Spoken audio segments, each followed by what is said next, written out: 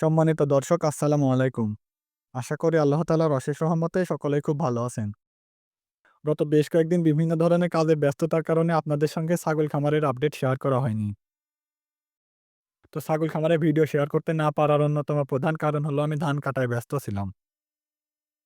আর তাছাড়া ধান কাটা শেষ না হতে আমার আবার পরীক্ষা শুরু হয়ে গেছে, যে কারণে গতকালকেও আমি ভিডিও আপলোড করতে পারিনি। তবে আজকে প্রচণ্ড কাজের ব্যস্ততার মধ্যেও সংক্ষিপ্ত এই ভিডিওটি তৈরি করছি। ছাগলগুলোকে কিছুক্ষণ আগে আজকে দানাদার খাবারটা দিয়ে দেওয়া হয়েছিল। তবে এখনো ছাগলগুলো সে খাবারটা খেয়ে শেষ করতে পারেনি। আর গত কয়েকদিন ছাগলের ভিডিও না ছাড়ার কারণে আপনাদেরকে একটা বিষয় জানানো হয়নি। গত ১ সপ্তাহের মধ্যে আমার ২ টা ছাগল আবারও প্রেগনেন্ট হয়েছে।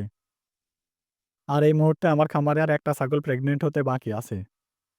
আশা করছি কয়েকদিনের মধ্যে ইনশাআল্লাহ সেই ছাগলটিও হিটে চলে আসবে।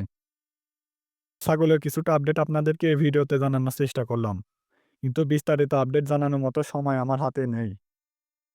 আর আরেকটা বিষয় হলো প্রচণ্ড কাজের ব্যস্ততা ও পরীক্ষা চলাকালীন কারণে হয়তোবা আমি ঠিকমতো ভিডিও আপলোড করতে কয়েকদিন পারব না। এজন্য আমি আন্তরিকভাবে দুঃখিত। তবে আমি প্রতিদিনই চেষ্টা করব ছোট হলেও একটা করে ভিডিও তৈরি করার। আর বাড়তি বকবক করে ভিডিওটিকে বড় করে আর আপনাদের সময় নষ্ট করব না।